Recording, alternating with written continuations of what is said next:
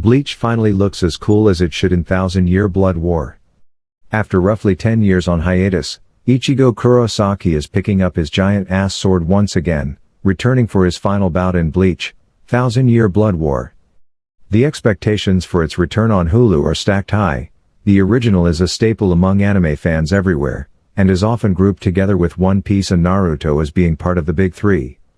And after watching an episode, everyone finally looks as cool as they should in Thousand Year Blood War. Made by Pierrot, the same studio that animated the series' original run from 2004 to 2012, the new show doesn't miss a single beat when picking back up. The first episode covers roughly the first 5 chapters of the Thousand Year Blood War arc, and matches them pretty closely. And from the first frames of the new show, it's clear those new to Bleach won't find a whole lot to go by, and longtime fans may find themselves catching up as well. It appears Pierrot is just confidently hell-bent on picking up and finishing the series as if there was no break, and it immediately pulls you back into the world. We see a deep dark lab in the Serete and chaos, with pretty much no explanation of what's happening. Characters casually mention series-specific terms like Gigai, Bankai, and Soul Reaper. Moments, like the fact that military-clad fighter Ascairo Ebern is a Quincy, will have more oomph for those who know the characters and their significance in the larger world. Most importantly, before we see the original gang back together in their full glory, we see their powers. This looks like a blade of light, blue energy raining down, or small paper plane-like arrows darting across the screen. Each corresponds to a member of the main gang: Ichigo Kurosaki, Orihime Inoue, Yasutora Sato, Chad, and Uryu Ishida.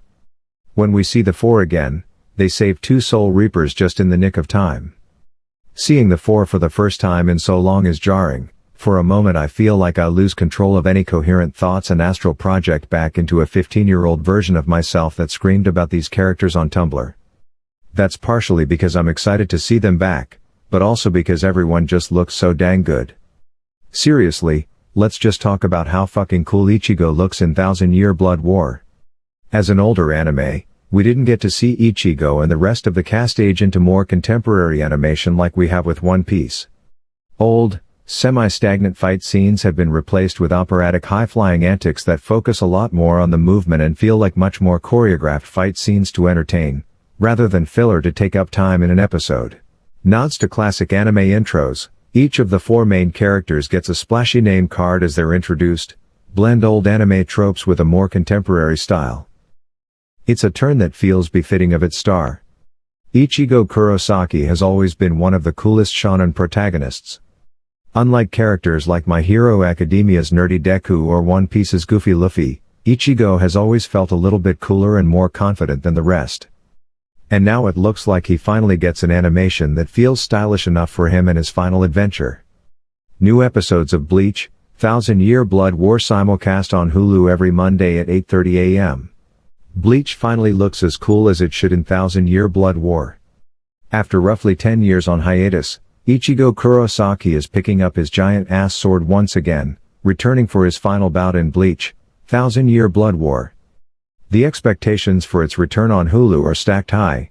The original is a staple among anime fans everywhere, and is often grouped together with One Piece.